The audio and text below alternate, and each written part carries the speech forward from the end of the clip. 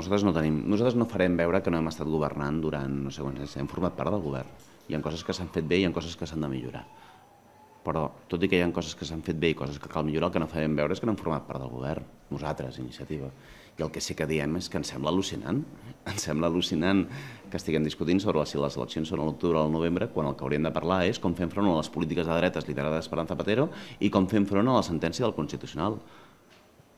Iniciativa vol parlar de política i de les... Miri, em sembla que és d'una miopia absoluta algunes retallades, i especialment les que afecten a infraestructures ferroviàries.